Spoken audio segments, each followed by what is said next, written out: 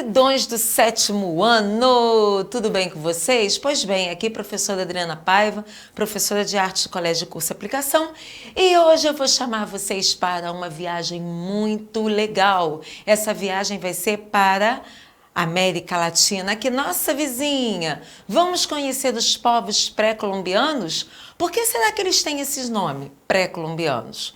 Sim, muito bem, porque a gente vai falar agora de povos que estiveram por aqui antes, já estavam, né, melhor dizendo, por aqui antes da chegada de Cristóvão Colombo às Américas, certo? Vem comigo. Pois bem, quero que todo mundo olhe atentamente a essa paisagem. E aí, vocês conhecem esse lugar? Já viram essa imagem por aí? Quem será que construiu esse lugar? Será que foi ideia de uma única pessoa ou será que foi uma construção coletiva? Por que será que ninguém mora em Machu Picchu? Machu Picchu é o nome desse local hoje, hein? O que revela essa imagem sobre o seu entorno? Veja bem, parece que ele está bem no alto de uma montanha, certo? Parece no topo de um penhasco e ao redor você tem uma grande vegetação fechada. Onde é que será que fica? Em que lugar do Peru se localiza Machu Picchu? Será que ela foi descoberta há pouco tempo? Será que ela sempre foi frequentada, né, depois que os espanhóis conquistaram essa região? Será que ela estava sempre ali super frequentada como ponto turístico? Depois a gente conversa. Pois bem, vamos conhecer um pouquinho a história da cultura desses povos. Saímos de Machu Picchu e fomos agora parar no México. Com certeza vocês já viram essa imagem da Festa dos Mortos, que eles fazem um desfile. Lembra um pouco o nosso carnaval, certo? Essa imagem aqui, que até está no nosso livro, é de outubro de 2017. Observem bem, eles estão com máscaras de caveira, mas estão bem vestidos com roupas mexicanas tradicionais, com o seu sombreiro e como se fosse uma festa. Aqui embaixo no nosso livro também tem uma cena do filme de ação Viva, A Vida é uma Festa, de 2013, que eu sugiro que vocês vejam porque é bem bacana. Para os mexicanos, a ideia que eles têm da morte é um pouco diferente da nossa ideia brasileira. Por quê? Porque para eles a morte é um rito de passagem, onde essa pessoa continua a vida num outro plano. E agora, por que será que eles têm essa ideia sobre a morte? É claro que a influência dos povos maias e astecas, né, que viveram ali naquela região mexicana, com certeza influenciaram no jeito do mexicano pensar hoje. Da mesma maneira que os nossos povos indígenas também influenciaram e influenciam a nossa cultura até hoje. Da mesma maneira que o contato nosso com os povos africanos também influenciam a nossa cultura até hoje. Da mesma maneira que o nosso contato com os povos portugueses, espanhóis, italianos, alemães aqui no nosso Brasil também influenciam a nossa cultura até hoje, tá certo? Então o processo cultural, ele vai ser um processo que ele vai estar sempre em modificação, ele não vai ser uma coisa única para todo sempre, certo? Há uma coisa que eu vou chamar a atenção, é que o povo mexicano ele é muito colorido. E quando nós começamos a ter contato com as pinturas mexicanas, a gente vai reparar bem essa característica do colorido nas pinturas deles. Aqui saímos de uma festa, olha como é que está a nossa viagem, hein? Primeiro a gente visitou Machu Picchu, depois nós demos uma passada ali no desfile da Festa dos Mortos e agora eu estou levando vocês para conhecer a pirâmide de Kukulcán, que foi construída entre 1100 e 1300, que fica na península de Yucatán, no México. Uma coisa que a gente pode observar nessa pirâmide e em Machu Picchu é que são construções de escalas monumentais. O que isso significa dizer? Significa dizer que a proporção, o tamanho, a dimensão delas são enormes, são gigantescas. Vocês repararam que tanto a cidade de Machu Picchu quanto a pirâmide de Kukulcán, a matéria-prima da construção delas foram as pedras. E essas pedras, elas são encaixadas umas nas outras de forma a construir essa pirâmide gigante, monumental, de uma maneira sólida, não vai, que vai resistir ao tempo.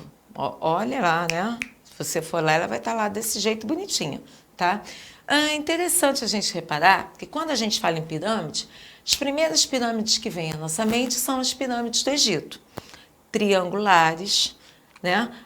De paredes mais lisas. Aqui, se a gente reparar, elas são escalonadas. O que significa isso? Tem essa escadinha aqui. E uma outra coisa interessante é que tem essa forma não triangular, e sim trapezoidal. Trapezoide aqui, olha. Certo? Aqui, quem é bom em matemática vai logo fazer associação, tá? E era muito comum que nessas pirâmides em cima você tivesse essa casinha, onde nessa casinha funcionava o poder político e o poder religioso dessas cidades. Bom, aqui nós agora vamos ver os objetos, os artefatos. É uma coisa muito interessante quando a gente estuda as culturas pré-colombianas, é que ao contrário dos nossos povos indígenas, eles dominavam muito bem o uso dos metais. Então eles faziam artefatos em ouro, em prata, em bronze, em pedras preciosas, certo? E aqui eu trouxe eu retirei, na verdade, né? 3 imagens do nosso livro, onde eles falam da arte da ourivesaria. O que é a arte da ourivesaria? É a arte em que você tem o ouro como matéria-prima para poder esculpir. Então, nós temos aqui essas esculturas, elas podiam ser feitas de forma decorativa, para poder decorar, né, algum lugar, algum templo, né, a casa das pessoas importantes desse local.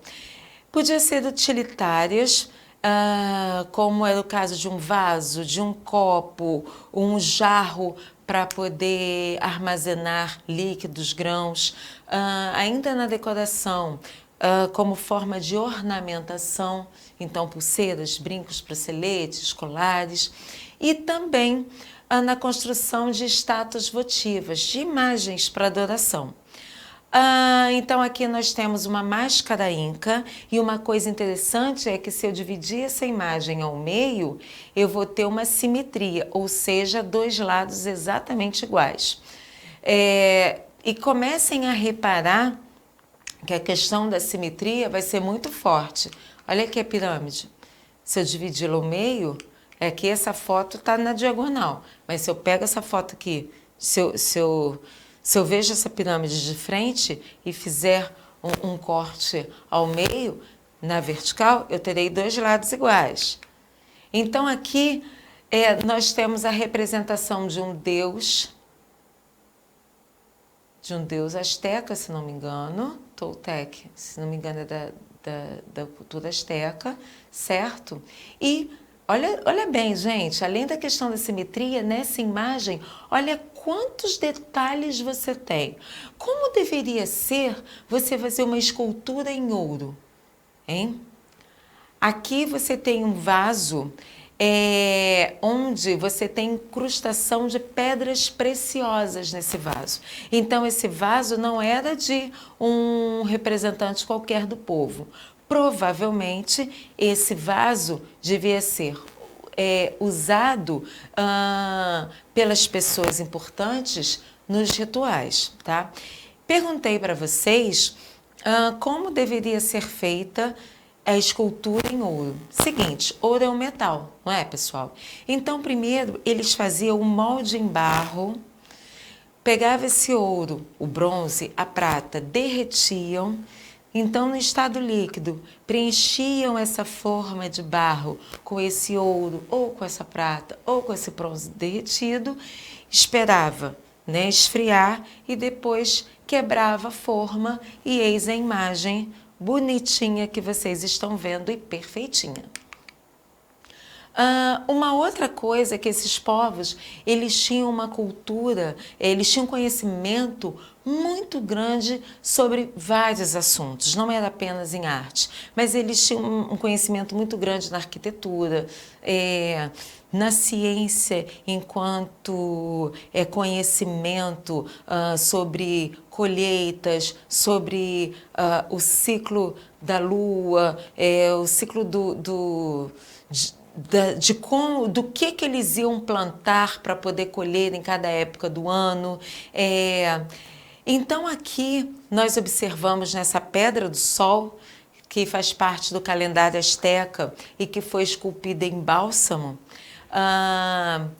que está no Museu de Arqueologia do México, observamos duas coisas. Primeiro, o domínio do uso de uma escrita parecida com a do Egito, né? Aquela escrita que era feita com símbolos que parecem desenhos. E o conhecimento da astrologia, ciência que estuda a movimentação dos astros, Sol, Lua, estrelas. Eles tinham conhecimento matemático. Desse calendário está a imagem do deus Tonatiuh, o deus Sol asteca. Vocês observem nessas formas circulares, inclusive vocês já estão percebendo que como as formas geométricas, elas são importantes para essas culturas, certo? E por quê? Porque as formas geométricas, elas são perfeitas, certo?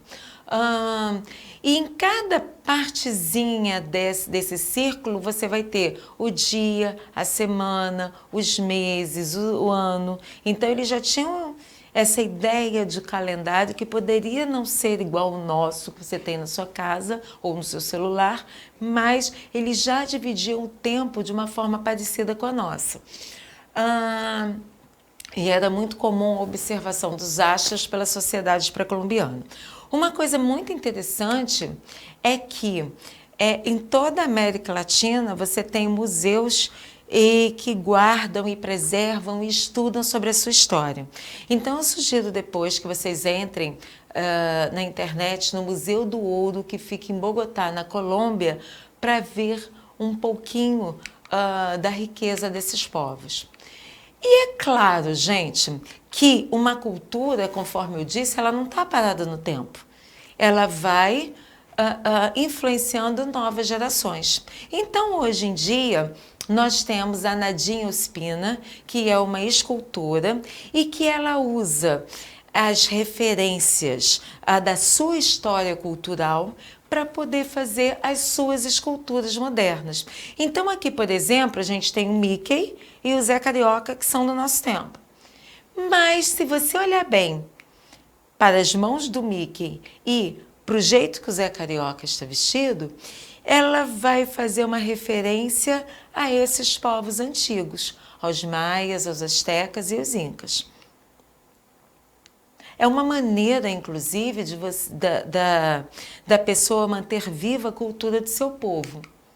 Então, na nossa atividade, vocês vão entrar na internet e vão pesquisar sobre as linhas de Nazcas que ficam no Peru e vão responder o que foram essas linhas, como elas eram feitas. Vou dar uma dica, mais uma vez a questão da monumentalidade, eram linhas gigantescas.